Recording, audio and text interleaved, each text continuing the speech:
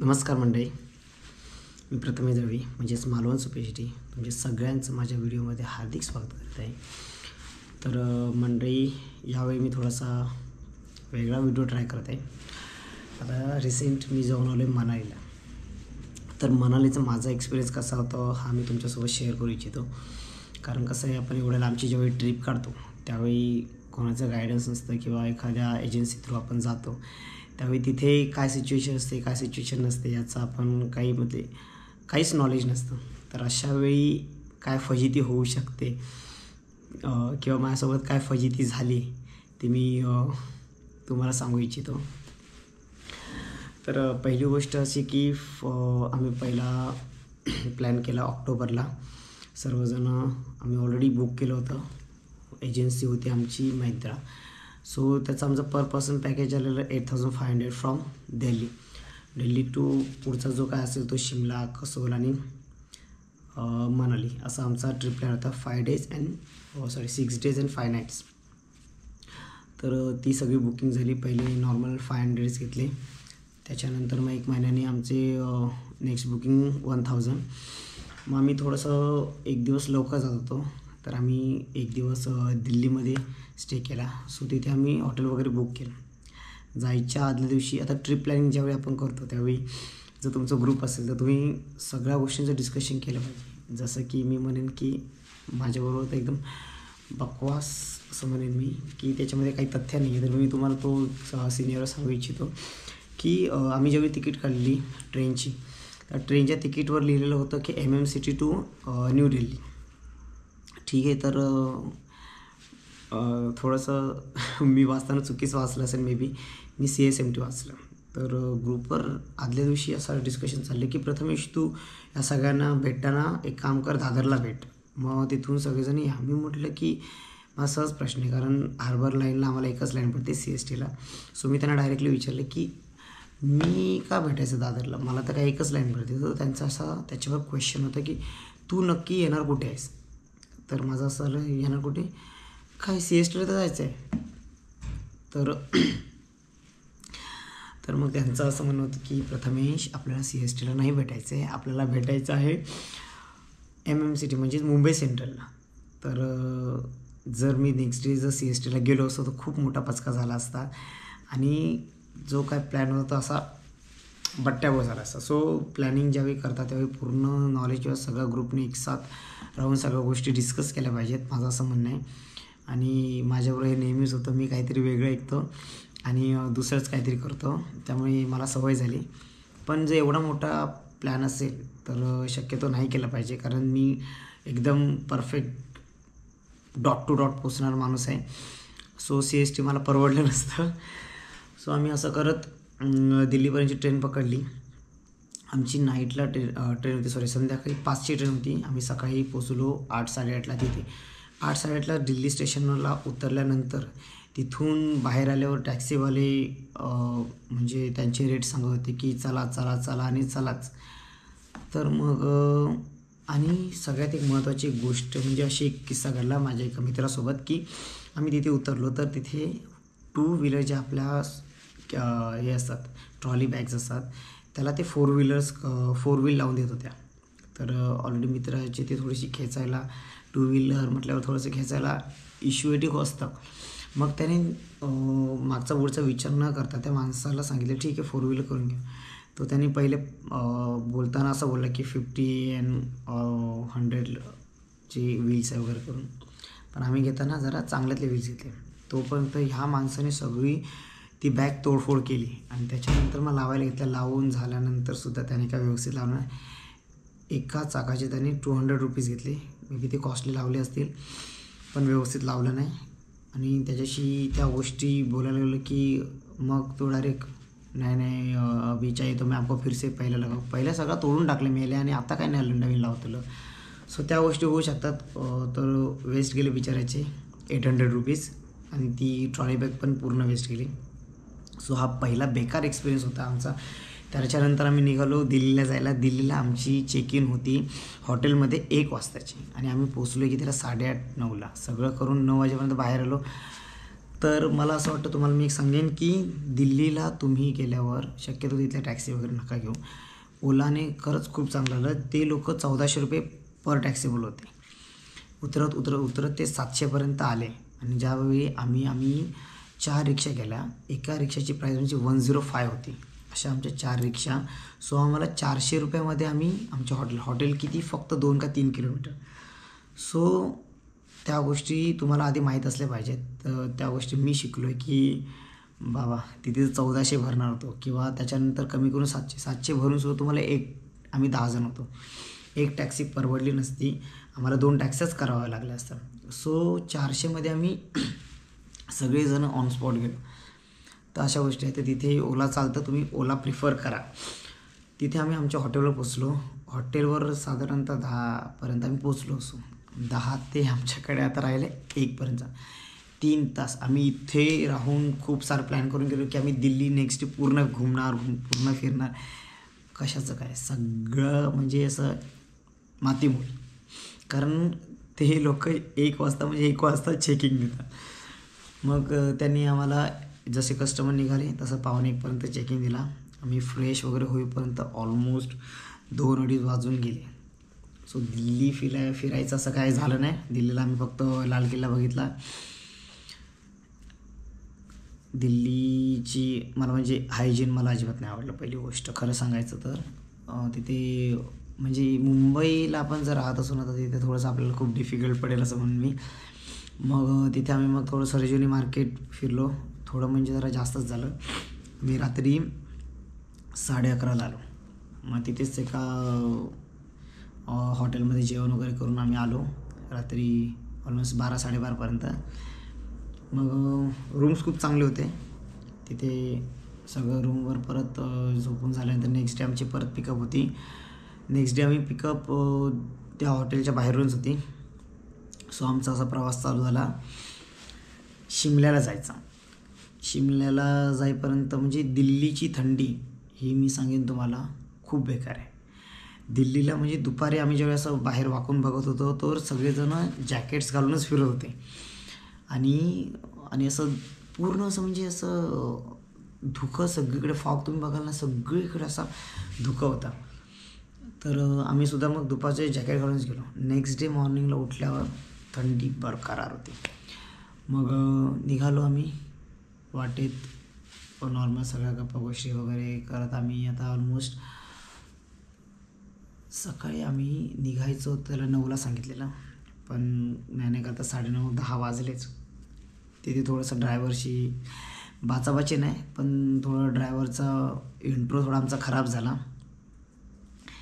आणि आम्ही निघालो. मग एका पॉईंटला येऊन असं झालेलं की नाही आम्हाला ड्रायव्हर चेंज करूनच पाहिजे. कारण ऑब्वियस आहे तुम्ही त्याला 9 वाजता बोलवता आणि आम्ही इथून निघतो आहे 10 वाजता. तर तो पण थोडासा चिडणारच ना की काय. आणि त्यामध्ये मग आमची पण चुकीच होती. त्याने आम्हाला जिथे थांबवायचं आहे तिथे म्हणजे जिथे पाहिजे तिथे सगळीकडे थांबवलं. नाश्त्यासाठी थांबवलं, लंचसाठी थांबवलं. सो ड्रायव्हर ओव्हरऑल ना खूप चांगला होता आणि मी तर एकदम हसून बोलणारा माणूस आहे. सो त्याशी 1-2दा मी हसून बोललो तर तोसुद्धा त्याच्या रिप्लायवर व्यवस्थित म्हणजे जस्ट लाईक की जैसा तू मेरे से बात करेगा मैं तेरे से वैसे बात करूँगा त्या टाईपचा माणूस होता तो. चांगला माणूस होता. सो तिथून आम्ही निघालो शिमल्याला रात्री पोचलो. शिमल्याला रात्री पोचल्यानंतर प्रॉब्लेम असा की तिथे मी सांगेन तुम्हाला की मनालीला किंवा ह्या ज्या ठिकाणी तुम्ही जाता जिथे खूप थंडी असते तिथे एक गोष्ट खूप बेकार असते की तिथे प्रत्येक ठिकाणी तुम्हाला गिझरचा इश्यू भेटणारच आहे. आता तिथे आम्ही पहिलाच ह्याच्यामध्ये गेलो. आता सगळेजण ऑलमोस्ट अंघोळ वगैरे करायचं होतं. तर मग ते लोक फ्रेश होण्यासाठी म्हणून कारण ट्रॅव्हलिंग ऑलमोस्ट सकाळपासूनचे जे ट्रॅव्हलिंग होतं ते संध्याकाळपर्यंत खूप थकलेले होते. अंघोळ करायची बारी होती. तुम्ही पाण्याला हात लावू शकत नाही. मी सांगतो मी स्वतः 8 दिवस इथे जेवण केलं असेल. मी हाताने जेवलो नाही बिलकुल. मी स्पून घ्यायचो, स्पूननेच जेवायचो. कारण तुम्ही जेवला की तुम्हाला हात धुवावे लागतील आणि हात धुवायचे म्हटले ना की बर्फासारखं पाणी येतं तिथे. मग अशा पद्धतीमध्ये बिलकुल तिथे हाताने जेवण होत नाही. अशावेळी माझी एक फ्रेंड गेली. तिथे लिहिलं होतं की 40 to 45 मिनिट्स गिझर चालू ठेवा, त्याच्यानंतरच यूज करा. त्याने आला, त्याने सांगितलं, आय डोंट नो प्लंबिंगचा काय इश्यू होता काय माहीत नाही. तर त्याने सांगितलं की गिझर चालू केल्यानंतर 45 मिनटं थांबा त्याच्यानंतर. पण आमच्या लोकांना जरा जास्त घाई गेले, एकाचं झालं लगेच दुसरं गेलं. एकाला ज्याचं झालं त्याने आपलं व्यवस्थित थोडा वेळ चालू ठेवल्या कारण त्याला व्यवस्थित भेटलं. दुसरी गेली पूर्ण गारपणाने. म्हणजे तो दिवस तिथे असा. मग त्याच्यानंतर कोणीच आंघोळीला गेलं नाही. मग त्या दिवशी त्याला फ्रेश व्हायला कोणाला भेटलं नाही. नेक्स्ट डे सकाळी त्या मालकाचा कॉल की त्याने ऑलरेडी ती गिझरची काय बटन्स त्याने जे वॉल होते ते सेट करून गेलं होतं. आम्हाला काय पाणी गरम येत नव्हतं म्हणून आम्ही काय फिरवले वगैरे, आणि त्याच्यामुळे इश्यू असा आला की कुठेतरी लिकेज राहिलं आणि पुन्हा टाकी खाली झाली. तर तो सकाळी तो ब्लेम करायला लागला की आप लोगों ने मतलब कैसा यूज़ किया, वो पूरा पानी मतलब टंकी पूरी खाली हो गई. वो माझ्या लक्षात नाही की रात्री आपली पोरं गेलेले आंघोळीला. तर मी त्यालाच क्वेश्चन बॅक करतो की ऐसा कुछ नहीं, हम लोग तो नहाने भी नहीं गए वो. त्याच्यानंतर मला रिअलाईज झालं की अरे यार काहीतरी चुकीचं बोलतो आपण. आंघोळ वगैरे केली तर आपल्याकडे मग जाऊन त्याला खाली सॉरी वगैरे बोलणं झालं की नाश्ता वगैरे खूप छान होता. 7 दिवसाचा आमचा जो ट्रॅव्हलिंग होता त्याच्यामध्ये आम्हाला म्हणजे जेवणाचं काहीच असं टेन्शन नव्हतं. दुपारी त्यांच्या पॅकेजमध्ये मी तुम्हाला सांगतो आता पूर्ण. आम्ही मंत्रा थ्रू पॅकेज केलेलं आणि खूप चांगली ट्रिप ऑर्गनाईज केलेली. थोडासा 19-20 झाला तो मी तुम्हाला पुढे सांगतो. थोडासा 19-20 झाला पण ठीक आहे. तो आता ट्रिप आता त्याने मॅनेज केली. आपण कस्टमर आहोत, थोडंसं समजून घेऊ शकतो. पण ओव्हरऑल त्याने हॉटेल आम्हाला दिला होता. शिमल्याचा हॉटेल खूप मस्त होता. त्याच्यानंतर त्याने आम्हाला परत मनालीला पण हॉटेल दिलं. अल्पाईनचंच होतं, तेही खूप चांगलं होतं. सो अल्पाईनची एक सर्विस खूप चांगली होती एक प्रकारे म्हणायला गेलं. कसोलला आमचा थोडासा इश्यू झाला, तो मी तुम्हाला सांगेन. तर आता आपण येऊ परत शिमल्यावर. ड्रायव्हरबद्दल एक सांगेन की ड्रायव्हर पण खूप चांगला होता. ड्रायव्हरने म्हणजे नंतर त्याच्यावर हसी मजाक तसंच चालूच होतं आणि मी तर असल्या कारणाने काय हसी मजाकचं काही कमी नव्हती. तर नेक्स्ट डे आम्ही निघालो मॉर्निंगला शिमला फिरायला. मी तुम्हाला सांगेन कुफरीला आम्ही गेलो. आता आम्ही असे नवीन आहोत, आपल्याला माहीत नाही की काय. सो तिथले लोक तुम्हाला ॲडव्हेंचरचे पॅकेज देतात. माझं असं म्हणणं आहे की तुम्ही पॅकेज खरं तर घेऊ नका. कारण तुम्ही ठीक आहे आतमध्ये फिरायचं घ्या, सिनेरिओ हॉर्स रायडिंग सगळ्यात बेस्ट. हॉर्स रायडिंग ते पूर्ण जो रस्ता आहे तो चिखलाने वाकलेला आहे, त्याच्यामध्ये चढाव आणि उतार आणि ऑलमोस्ट मी सांगेन तुम्हाला तरी अर्धा तास तरी जातोच वर चढून जायला. सो अर्धा तास आम्ही हॉर्स रायडिंग केली जाताना, सेम येताना. मला भेटलेला जो हॉर्स होता त्याचं नाव होतं बिल्लू, पण तो एक नंबर होता. आणि येताना मला भेटला त्याचं नाव होतं नेगी. सो दोघांनी पण व्यवस्थित सोडलं आणि घेऊनसुद्धा आले. सो तिथला तो हॉर्स रायडिंग मला आवडलेला हॉर्स रायडिंग. त्याच्यानंतर ॲडव्हेंचर्स होते 6 गेम. आम्ही 1500 रुपयामध्ये 6 गेम केलेले, जी की मला असं वाटतं की मी उगाच केलं. कारण आम्ही तिथे समजा 12 वाजता गेलो आहोत. 12 वाजता गेलो तर आम्ही तिथून निघालो 4-4:30ला. म्हणजे एवढा वेळ काय केलं तर फक्त आणि फक्त 6 ॲक्टिव्हिटीज करायच्या होत्या. त्या 6 ॲक्टिव्हिटीजसाठी आम्हाला लाईनमध्ये थांबावं लागायचं आणि त्या लाईनमुळे गेम्स तुमचे खेळायचे आहेत, ॲक्टिव्हिटीज करायच्या आहेत. आता मला होतं झिप लाईन होतं, दुसरं ब्रिज क्रॉस करून त्याच्यानंतर जंप मारायचे होते, तिसरं होतं नेटवर क्लाइंब करणं, थर्ड वन होतं ती झिप लाईन स्वतः मागे खेचत जायचं आणि हात सोडायचे डायरेक्ट. त्यानंतर 5वं होतं त्याच्यामध्ये असं म्हणजे आपण काय म्हणतो झोक्यावरून चालायचं.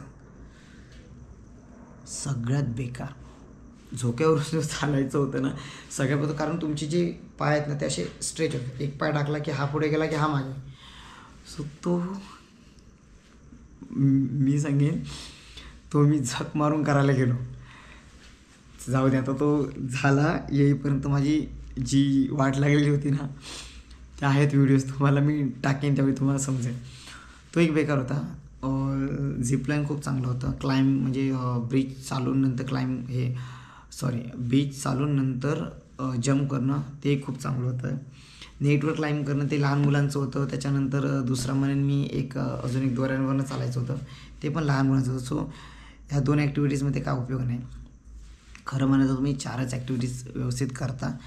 मला वाटतं त्याचीही काहीही गरज नाही आहे. जर तुम्ही तिकडे फिरायला जात असाल ना, तर ह्या ॲडव्हेंचर्स तुम्ही माझं असं म्हणणं आहे ते हे करून टाका की स्किप करा. त्याची काही गरज नाही. तुम्ही जा तिकडे वर कुफरीमध्ये फिरायला खूप चांगलं आहे. फोटो सेशन करा, सिनेरिओ पाहणे आणि हॉर्स रायडिंग याचे टोटल 1000 रुपीज घेतात ते लोक. सो ते द्या, ओके. त्याच्यात वर जायला तुम्हाला मात्र पैसे पे करावे लागतात. एक तर गाडीने जात असाल तर तुम्हाला गाडी आणि सिनेरिओ पाहण्याचे 1500 रुपये घेतात. आणि जर तुम्ही हॉर्स रायडिंग करून जात असाल तर हॉर्स रायडिंग आणि सिनेरिओ पाहणे याची 1000 रुपये. आणि जर तुम्ही ॲक्टिव्हिटीज त्याच्यासोबत घेत असाल फुल पॅकेज, तर फुल पॅकेजचे आहेत 1500 रुपये. आणि जर कपलमध्ये असाल तुम्ही, तर तुम्ही दोघांमध्ये 3 ॲडव्हेंचर्स म्हणजे गेम घेऊ शकता, ॲक्टिव्हिटीज. तर त्याचे दोघांचे मिळून होतात 1000 आणि 2500. आणि जर जीपने जात असाल तुम्ही तर 3000 होतं. सो असा पॅकेज असतो. कुफरी फिरायला खूप चांगलं आहे. फक्त ॲक्टिव्हिटीज नका घेऊ, टाईम वेस्ट होतो. हॉर्स रायडिंग नक्की करा. सो कुफरी फिरून झालं. कुफरीमध्ये एवढा टाईम गेला तर मला सांगा शिमल्यामध्ये बघण्यासारखं राहिलं काय. एक दिवस आम्ही दिल्लीला स्टे केला. नेक्स्ट डे आम्ही गाडीने येतो आहे. जर गाडीने आलो तर मग तो एक दिवस आमचा गाडीमध्ये गेला. मग एक दिवस शिमल्याचा नाही झाला. दुसऱ्या दिवशी शिमल्यामध्ये एक कुफरीमध्ये आमचा अख्खा वेळ गेला आहे. आणि आम्ही स्वतःसुद्धा लेट. तिथे गिझरचं प्रॉब्लेम खूप आहे. गिझरच्या प्रॉब्लेममुळे आम्हाला दुसऱ्या दिवशी तयारी, आम्ही 10 लोक होतो, 3 रूम होत्या, पण एखाद्या रूमचा तरी गिझर बंदच असायचा. तो गिझरने एवढा प्रॉब्लेम झाला. एक तर 45 मिनटं थांबायचं, त्याच्यानंतर पाणी तापणार. एकामध्ये हार्डली मुश्किलीने 2 लोक आंघोळ करतात. त्यात जर पहिल्याने जर बादली भरून घेतली तर मग दुसऱ्याचं वसपा निघतो. सो हा एक प्रॉब्लेम आहे गिझरचा. तिथे खूप प्रॉब्लेम आहे. मी स्वतःचं मला वाटतं हीटर आणि एक टोप घेऊन जावं. कारण तिथे तुम्ही हातमोजे काही कामाचे नाहीत, सॉक्स घालता काही कामाचे नाही. एवढे हातामध्ये अशी गारटलेले असतात ना, तुम्हाला सांगू नाही शकत. ते झालं. मग त्याच्यानंतर आम्ही मॉल रोड फिरलो. मॉल रोडला जाण्यासाठी लिफ्टने जाण्याचे 20 रुपीज पर पर्सन चार्जेस घेतात. ते जायचे आणि यायचे 20 रुपीज. आणि तुम्हाला ऑलरेडी लेट झालेला असतो. फिरायचं म्हटलं तुम्ही त्याने जाता, त्यानेच येता. आणि चालत जाण्यासाठी पण एक रस्ता, त्याने खूप वेळ लागतो. तिथे आम्ही जाऊन चर्च पाहिला. वर एक बजरंगबलीचं मंदिर आहे, त्याचं एक्झॅक्ट नाव माझ्या आता लक्षात नाही. ते पाहायला जाण्यासाठी आमच्याकडे तेव्हा टाईम नव्हता. मग मॉल रोड फिरलो. मॉल रोड मस्त होता, पण म्हणजे असं एकदम पॉश होता एरिया. आणि मी एक सांगेन मनालीमधलं किंवा शिमलामधलं, तिकडे कचरा अजिबात नव्हता. ती एक खूप चांगली गोष्ट होती. तिथून आम्ही आलो हॉटेलला. नेक्स्ट डे आता आम्हाला जायचं होतं कसोलला. सो आतापर्यंत शिमला खूप चांगलं झालं. तो माणूस आला ज्याने आमची ट्रिप ऑर्गनाईज केली, तो माणूस आला, त्याच्या रिव्ह्यूज मागितले. रिव्ह्यूज काय 1-2 दिवस खेळले आम्ही, चांगलं होते शिमल्याचे. कसोलला आम्ही गेलो. एका टेंट आमचा होता, टेंट होता तिथे. सो तिथला एक्सपिरियन्स खूप खूप खूप वर्स्ट होता. आता मी त्या कॅम्पचं नाव नाही सांगणार, पण त्याला रिव्ह्यूज द्यायचे ते आम्ही रिव्ह्यूज दिलेत. जे काय त्याला स्टार द्यायचे ते स्टारसुद्धा दिलेत. Customer service zero. त्यांचा जो स्टाफ बिहेवियर आहे सगळ्यात थर्ड क्लास आहे. म्हणजे तुम्ही तिथे जाऊन एक तर मारामारी करणार, नाही तर म्हणजे तुम्ही तिथे जाता म्हणजे तुम्ही स्वतःचं इन्सल्ट फील करायला जाता. हे लिटरली तिथलं आहे. मग ते लोकांची बोलायचे, हां तो फिर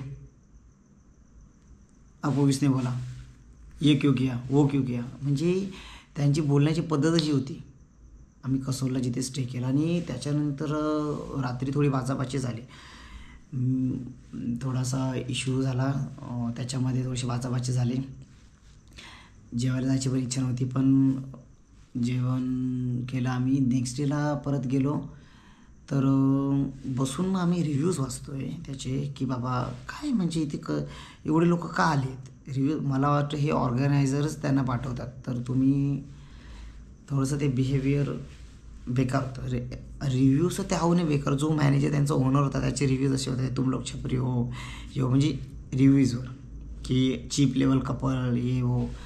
सो म्हटलं की हे रिव्ह्यूज आधी का नाही बघितले, तर त्याच्यावरनं आम्हाला आत्ता असं समजलं की तुम्हाला जर ऑर्गॅनायझरने एखादा स्टे किंवा जर हॉटेल जर सजेस्ट केलं असेल तर त्यांच्या प्लॅनमध्ये हे आहे, तर तुम्ही त्याचे पहिले रिव्ह्यूज बघा आणि त्याच्यानंतर त्याच्याकडनं चेंजेस करता येत असतील तर ते बघा. त्या ऑर्गॅनायझरला पण आम्ही जाम छापलं की बाबा तू एवढा आमचा चांगला एक्सपिरियन्स होता, तो एवढा का थर्ड क्लास लेवलचा करून आणलास की आम्हाला लिटरली असं वाटलं की आम्हाला कसोलला नाही थांबलं पाहिजे होतं. आमची चुकी झाली की आम्ही कसोलला थांबलो. सो तिथला एक बॅड एक्सपिरियन्स किंवा बाकी तिथलं वातावरण, तिथला जो म्हणजे ओढा वाहत होता, खूप खूप खूप मस्त होतं. फोटो सेशन करायची पण इच्छा नव्हती. सो नेक्स्ट डे आम्ही तिथून निघालो. आम्हाला यायचं होतं आता मनाली आलो. मनालीला पण कसोलला सगळ्यात जास्त थंडी वाजत होती. मी 2 थर्मल, त्यावर एक टी शर्ट, त्याच्यावर एक शर्ट आणि त्याच्यावर एक माझं हे जॅकेट आणि वर एक जॅकेट, असे 6 वेअर होते. हातामध्ये मोजे होते, पायामध्ये 2 सॉक्स आणि त्याच्यानंतर शूज. एवढं सगळं असूनसुद्धा पूर्ण हात गारटले होते, पाय गारटले होते. नेक्स्ट डे आमचा पूर्ण एक दिवस गेला जाण्याचा मनालीमध्ये. संध्याकाळी मनालीला पोचलो. मनालीला त्या दिवशी स्नोफॉल झाला होता. 16 तारीखला ह्या वर्षीचा सगळ्यात पहिला स्नोफॉल झाला होता, ज्या दिवशी आम्ही तिथे पोचणार होतो. स्नोफॉल झाला दुपारी, आम्ही पोचलो संध्याकाळी. तर संध्याकाळी मग काय स्नोफॉल बंद होता. आम्ही गेलो होतो हॉटेलच्या बाहेर, म्हणजे थोडा असा बर्फ पडला होता. हॉटेल खूप मस्त ॲप्लायन्सच होतं, सॉरी अल्पाईनचं होतं, माय मिस्टेक. अल्पाईन रेट्रो समथिंग असं काहीतरी नाव होतं, पण खूप मस्त होतं त्यांचं. तिथे गेलो रात्री. त्याची सर्विस पण खूप चांगली होती. जेवण आपल्याला ज्यावेळी तुम्ही असे याच्यामध्ये जाता त्यावेळी जेवण आपल्याला संध्याकाळी असतं, एक डिनर आणि एक ब्रेकफास्ट. लंच भेटत नाही. लंच तसंही तुम्ही फिरतच असता, त्यामुळे लंच तुम्हाला भेटत नाही. सो आम्ही रात्री जेवण केलं. नेक्स्ट डे आता आमचा आहे फ्रायडे, म्हणजे फ्रायडेला आता मनालीला आपण बघतो की अरे वा, हे एवढे सगळे तुम्ही रील्स बघता. मी तुम्हाला एक भयंकर सत्य जे आहे ते सांगतो. तुम्ही हे सगळे रील्स बघता, याच्यामध्ये असं अरे वा बर्फ किती चांगलं, किती मस्त. आपल्यासारखा माणूस तिथे जास्त वेळ नाही टिकू शकत. मी माझा स्वतःचा एकदम बेकार एक्सपिरियन्स तुम्हाला सांगतो आता की मनालीला आम्ही निघालो फिरायला. तिथे पहिली तर गोष्ट, तुम्ही पूर्ण जाताना आता जरी जवळ जरी असेल तरी तुम्ही टाईम पोचणार नाही, कारण पूर्ण ट्रॅफिक लागलेलं असतं. ठीक आहे. तर आम्हाला निघायला पण थोडासा लेट होतो दरवेळीप्रमाणे. कुठेही जाऊ तुम्ही, कारण गिझरचं पाणीच येत नाही गरम. त्याच्यानंतर आंघोळ करून प्रत्येकाला निघायचं असतं. आणि ज्यावेळी आम्ही 10 लोक होतो त्यावेळी तो ड्रायव्हर तर बिचारा आम्हाला सांगून वैतागला. शेवटपर्यंत आम्ही काय ऐकलो नाही. मनालीला गेलो. तिथे आम्ही काय सोलंग व्हॅली, हां तिथे जायचं होतं. तर आणि हिडिंबा मंदिर, ह्या 2 करायचं होतं. कारण हिडिंबा टेम्पल खूप सुंदर, जे आम्ही रीलमध्ये बघितलं ते आम्हाला करायचं होतं. आणि मनालीचं म्हणजे बर्फामध्ये तर आम्हाला स्नोफॉल झाला होता, आणि बर्फामध्ये तर मनालीला गेलो किंवा शिमला आणि बर्फामध्ये नाही तर मग मजा नाही. कुफरीमध्ये होता पण तो का असा खेळण्यासारखा नव्हता. तर सोलंग व्हॅलीला ठरलं. त्याने एक गाडी पर पर्सन, आम्ही 2 गाड्या केल्या. पर पर्सन त्यांनी 1000 रुपीज घेतले. खूप चांगले घेतले, कारण मी ऐकून होतो की 2,000 वगैरे घेतात. तर असं गोष्ट, आणि पण त्याने 1000च घेतले. आम्ही मनालीला गेलो. त्याआधी एक सांगायचं राहिलं, कसोलला जायच्या आधी आम्ही रिव्हर राफ्टिंग केली. ग्लायडिंगची तिकडचे कॉस्ट होते 3,500 रुपये, आणि रिव्हरचे पर पर्सन 900 आम्हाला पडले. कारण आम्ही एक जी बोट घेतली होती ती 4500ची समथिंग होती, आणि अशा आम्ही 2 बोट घेतलेल्या 9000 पडलेल्या. मग आम्हाला पर पर्सन असे आम्ही 9 जण होतो. सो 900पर्यंत पडलं. थोडीशी कॉस्ट आम्ही कमी करून घेतली, 8000पर्यंत काहीतरी आणलं त्याला. तो एक होता. आणि अजून एक गोष्ट तुम्हाला सांगेन मी, तिकडे तुम्हाला नॉनव्हेज कुठेही भेटणं थोडंसं मुश्किल होतं त्या साईडला गेल्यावर. का त्याचं रिझन नाही मग मला माहीत नाही मला, पण ते तर रिव्हर राफ्टिंग गेलात तर तुम्ही नक्की करा. जरा खूप मजा येते, थोडंसं काहीतरी वेगळंच वाटतं. पॅराग्लायडिंगचं मी तुम्हाला म्हणेन तुमच्या रिस्कवर करा, कारण आम्ही येतानाच एक न्यूज ऐकली होती. सो थोडंसं ते रिस्की असतं. ते प्रत्येकाचं पर्सनल चॉईस होतं, त्याच्यामध्ये मी तुम्हाला काय सांगू नाही शकत. हा पार्ट झाला. तर मनालीकडे आपण आलो. आम्ही मनालीला गेलो. जीप ड्रायव्हर तिकडे जिमनी वगैरे ह्याच अशा चालतात जीप वगैरे त्या साईड. तर आमचा तो जाणारा खूप चांगला होता. 5 4 9 9 जण आम्ही गेलो. पर पर्सन ठरलं. तिथे मनालीला गेलो. मनालीला आम्ही पहिल्या गेल्या स्नो बघितल्यावर अंगातली जी म्हणतो ना आपण उर्मी ती अशी उतरलो लगेच. हे व्हिडिओ चालू, असे व्हिडिओ तसे व्हिडिओ, ह्याला व्हिडिओ कॉल कर, त्याला व्हिडिओ कॉल कर, पायाने उडव, हे कर ते कर. जी मी म्हणतो तुम्ही पहिली गोष्ट तुम्हाला काही गोष्ट माहीत नाही. दुसरी गोष्ट फ्रायडे होता. आता मी माझं सांग, फ्रायडे होता, संकष्टी होती आणि माझा त्यावेळी उपवास होता. हा उपवास मी आता जस्ट चालू केला आहे गणपतीनंतर वगैरे असा 2-3 महिने झाले. त्याच्यामुळे काय उपवासाचा मला काय एवढा एक्सपिरियन्स वगैरे नाही. तर त्याच्यामुळे मी काही खाल्लं पण नव्हतं जास्त. तर मी म्हणेन तुम्ही अशा ठिकाणी जाताना ज्या ठिकाणी थंडी वगैरे असेल तर थोडंसं शरीरामध्ये काहीतरी असं खाल्लं पिल्लं पाहिजे. मी तिथे गेलो, खूप खेळ खेळलो. तर त्या लोकांनी आम्हाला सेट दिला होता, म्हणजे डंगरी सेट होता. तो 250 पर पर्सन होता. आणि त्याच्यानंतर हँडग्लोव्ज दिले होते जे प्लास्टिकचे होते, त्याच्यामध्ये बर्फ गेले ते ओलं नाही व्हायचे. आणि या कूलचे सॉक्स दिले होते आणि गमबूट दिले होते. त्या सॉक्समधनं पण पाय एवढे गार पडले होते ना, मी तुम्हाला सांगू नाही शकत. मला लिटरली राग आलेला त्यांचा की हे काय दिलं आहे ज्याच्यामधून तुम्ही अजिबात तिथे सफर करू शकत नव्हता. वर गेलो, काही कामाचे नाही. चुकून काही कामाचे म्हणजे ते व्यवस्थित होते. हँडग्लोव्ज ते तुम्ही काढता मजेसाठी म्हणून फोटो वगैरे करणे, कारण ते हँडग्लोव्ज करून तुमचे क्लिक्स वगैरे होत नाही. काढता चुकून बर्फात हात गेला की तो मग एकदा बर्फामध्ये तुम्ही हात घातलात की हात पूर्ण मेला तुमचा. मग ते तुम्हाला काही जाणवणार नाही, काही जाणवणार नाही. पायाचं पण सेम झालं. पाय आपण असे करतो, जे रीलमध्ये दाखवतात तसे करून घेतले की सगळा बर्फ पूर्ण पायामध्ये. पाय पण पूर्ण असे एवढे ताट झाले होते की तुम्ही चालताना ठणकत होते. तर माझं असं झालं, 1 तास पूर्ण आम्ही तिथे उड्या मारल्या, व्हिडिओ कॉल केले, हे केलं ते केलं, खूप मजा केली. आणि जी एनर्जी तुमच्याकडे असते ती माझी एनर्जी पूर्ण त्याच्यामध्ये वेस्ट केली. मला असं वाटतं तुम्ही तिथे गेलात तर जास्त एक्सायटेड होऊ नका. नॉर्मल म्हणजे ॲक्टिव्हिटीज आहेत ते करा. मजा प्रत्येकाची आता घेण्याची वेगवेगळी पद्धत असते, त्याप्रमाणे तुम्ही घ्या. मग ह्या लोकांना झालं की नाही आता आपण थोडंसं पुढे जाऊन वर गेलो. तिथे स्काईंग वगैरे करतात किंवा जे ॲक्टिव्हिटीज असतात तिथे. आणि तो इथला बर्फ तरी सॉफ्ट असतो, जो तुम्ही नॉर्मल खेळता कुदता. पण जो स्काईंग वगैरे करतात जे त्याचा जो बर्फ असतो तो खूप कडक असतो. लिटरली ही बर्फाची लादी. आणि तिथे गेल्यावर I don't know what but मी म्हणजे मित्राला आधी सांगितले की माझे हात पूर्ण कामातून गेलेत, पाय पण पूर्ण कामातून गेलेत की मी लिटरली चालू शकत नाही. तिथे गेल्यावर मग ह्या लोकांनी त्यांचे कपडे ते यांना दिसले. आम्ही मग चला सगळेजण फोटो काढायला घेतले या लोकांनी.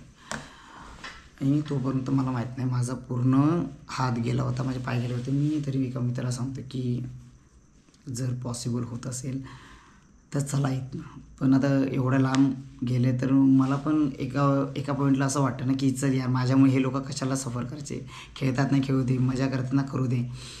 तर मग मी एका पॉईंटला जाऊन मग बोलणं बंद म्हणजे समोरनं मला सगळं, आता मी बसलो तर माझ्याकडे सगळ्या गोष्टी होत्या. माझ्याकडे कॅमेरा होता, माझ्याकडे गोप्रो होता, माझा कॅमेरा होता, त्याच्यानंतर मोबाईल्स, बॅट, त्यानंतर काय म्हणतात ते आपलं पॉवर बँक, सगळ्या गोष्टी माझ्याकडे होत्या. तर एक मी विचारतो अरे मला हे दे, मला ते दे. तर एक मित्राला मला म्हणतो प्रथमेश पॉवर बँक दे. आणि मी लिटरली असं होतो.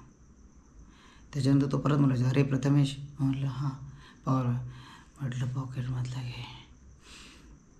तर मग नशीब आमचं चांगलं की आमच्याकडे 2 नर्स होत्या, म्हणजे एकाचं फार्मसी झालं होतं आणि एक नर्स होती.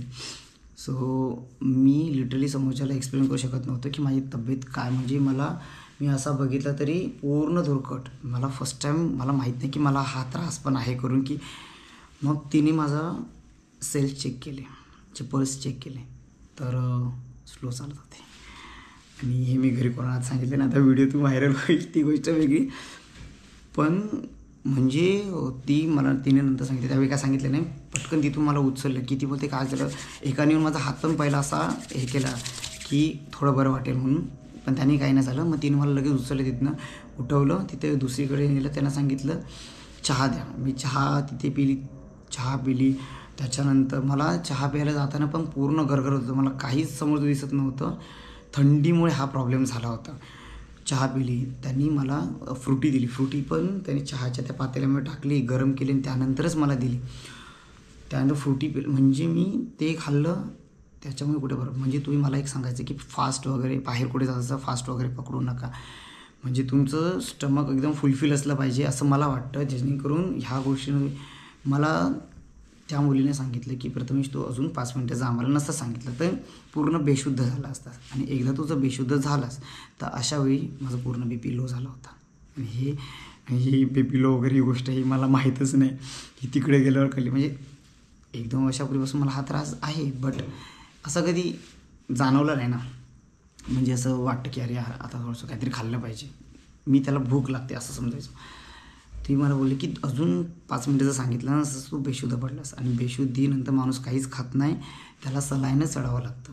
सो तिकडचा हा माझा सगळ्यात वर्स्ट एक्सपिरियन्स होता की मला हे असं माझ्यामुळे त्या लोकांना एमर्जन्सी गाडी पकडावी लागली.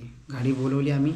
आणि त्याच्यानंतर तिथे अजून एक प्रॉब्लेम होतो की तुम्ही जी गाडीने जाता त्याच गाडीने तुम्हाला रिटर्न यायचं असतं. सो तुम्ही एक लक्षात ठेवा की तुम्हाला आता निघायचं 1 तास आधी, म्हणजे तुम्हाला आता निघायचं 1 तासाने तुम्ही सर्वाईव्ह करू शकता तर अर्धा तास आधी त्याला कॉल करा की बाबा ये म्हणून. कारण त्यांना येताना खूप ट्रॅफिक लागते, ते लोक पोहोचू नाही शकत. त्यांनी दुसरं भाडं मारलं असं ते निघायचं 1 ते अर्धा तास आधी तुम्ही कॉल करा. जेणेकरून एकदम तुमचं सगळं झालं आहे, आता तुम्ही पडायलाच आलं आहे, नाहीच होणार. कारण तिथे गेलो एक माणूस भांडत होता. आम्ही खाली, मग नंतर मला थोडीशी तरतरी आली, मी चालत गेलो खाली कारण गाडी वर येऊ शकत नाही म्हणून.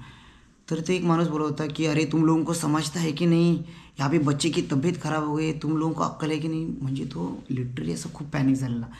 त्याची गाडी घेत नव्हती. नशीब आमचं चांगलं की आमची गाडी टायमावर आली, पण त्याची तोपर्यंत गाडी पण आली नव्हती. सो त्याच्यासाठी मला थोडंसं वाईट वाटतं. पण अशा गोष्टी होऊ शकतात. तर तिथे गेल्यावर मी म्हणेन की तुम्ही गाडी वगैरे जरा टाईम बघूनच करा. आणि त्रास होत असेल तर त्याच्या आधीच थोडासा स्वतःची काळजी घ्या. जास्त क्लोथ्स वगैरे घालूनच जा तुम्ही. ते या कूलचे सॉक्सपेक्षा काहीही उपयोग होत नाही. सो मनालीचा हा एक्सपिरियन्स मी कधी विसरणार नाही. सो आता मनालीला जरी जायचं असेल तर मी समर वेकेशनलाच जाईन, विंटर अपने को झेपेगा नाही. सो त्याच्यानंतर मग आलो रात्री. मग झालो हिडिंबा मंदिरचं पण एक आहे की खूप स्टेप्स चढावे लागतात. जे दाखवतात तसं काही नाही आहे. वर गेल्यानंतर मग तेवढी सुंदरता आहे, पण तेवढ्या स्टेप्स तुम्हाला चढाव्या लागतातच, हे पण खूप महत्त्वाचं आहे. त्याच्यानंतर मॉल रोड फिरलो, मग आलो घरी. आणि अशी आमची ट्रिप खूप सुंदर प्रकारे आम्ही काय म्हणतात, खूप चांगल्या आणि वाईट अशा गोष्टी आहेत ज्या आमच्यासोबत घडल्या आहेत. बाकी ड्रायव्हर खूप चांगले होते. तर खूप चांगली गेली ट्रिप. आता नेक्स्ट ट्रिप बघू कुठे जाते ती. तोपर्यंत भेटू आता दुसऱ्या व्हिडिओमध्ये. मी सांगितलेल्या गोष्टी लक्षात ठेवा. आणि माझा एक्सपिरियन्स हा माझ्यापर्यंत आहे, तुमच्यापर्यंत मी पोहोचवतो आहे. सो धन्यवाद. भेटू पुढच्या व्हिडिओमध्ये.